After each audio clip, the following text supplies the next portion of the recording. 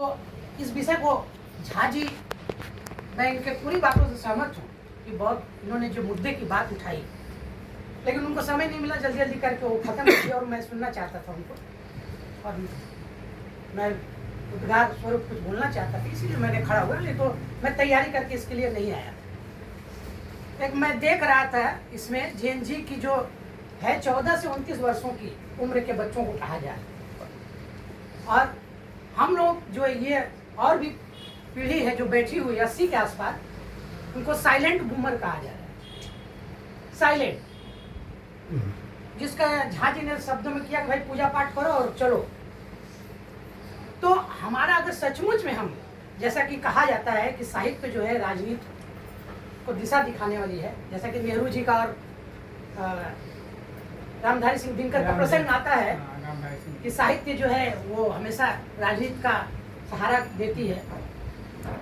तो इस बात में हमको समझने की आवश्यकता है कि हम सचमुच में कुछ करना चाहते हैं, अगली पीढ़ी को कुछ देना चाहते हैं, कि हो हल्ला में ही जीवन खत्म करके और हम यहाँ से विदा लेना चाहते हैं। बहुत बड़ी बात उन्होंने कही कि आज़ादी का उपभोग हम लोगों ने कर लिया, जो 80 के आसपास हैं, या हमारी पीढ़ी जो है, और हम लोग तो नौकरी चाकरी भी पा लिए, कोई मास्टर बन गया, कोई डॉक्टर बन गया, बहुत आसान तरीके से। एक फॉर्म निकलता था तो करीब करीब उस समय संख्या 1000 रही होगी, 10,000 रही होगी, 1 लाख रही होगी। लेकिन आज एक वैकेंसी निकलती है, लाखों में नहीं उसकी गिनती होती है, करोड़ों में गिनती होती है, एक वैकेंसी पर करोड़ों में।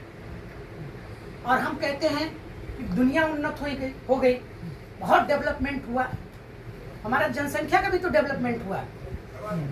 30-35 करोड़ की आबादी आज 135 करोड़ है, 140 करोड़ है, 150 करोड़ के आसपास हम होने जा रहे हैं। और हम उन बच्चों को क्या दे रहे हैं? लतीफा, बड़ी बड़ी बात, केवल जियो, इतिहास दे रहा है, तुम्हारा बहुत कल्पना है, तुम्हारा इतिहास से बहुत कुछ, बस उसी को खाओ और जियो। आज के बच्चों को अगर उस नजरिए से देखते हैं हम, ये बच्चे तामसी बच्चे हैं, इंटरनेट के बच्चे हैं, इनको कुछ सोच समझ नहीं है, संस्कृति विहीन बच्चे हैं, ऐसी बात नहीं, उनके प्रति न्याय हम नहीं कर पा रहे। हमको सोचने की जरूरत है कि किस परिस्थिति में ये रास्ता को चुनते हैं। जब पीछे हटते हटते, जब दीवार से भी दीवार के यहाँ पीठ ठेकती है, तो रास्ता ये आंदोलन का चुना जाता है, समाज चुनती है। और कहीं पर भी दुनिया में कोई भी बदलाव होता है, समाज और सभ्यता की बदलाव होती है, तो शांति की तो बात है ही है, लेकिन उसमें क्रांति आती है, और क्रांति के बाद फिर शांति आती है, और शांति विकास के लिए, क्रांति विकास के लिए ही होता है। लेकिन जो भटकाव वाली है, उसको क्रांति नहीं बोलते हैं, उसको विनाश बोलते हैं। इसमें बहुत हमको सोचने की आवश्यकता है, बच्चों को गाइड करने की आवश्यकता है कि क्रांति और विनाश के अर्थ को समझें। लेकिन मेरे परिप्रेक्ष्य में, जैसा कि उन्होंने कह रहा था कि आपका क्या विचार है, कुछ क्रियाएं जो होती हैं वो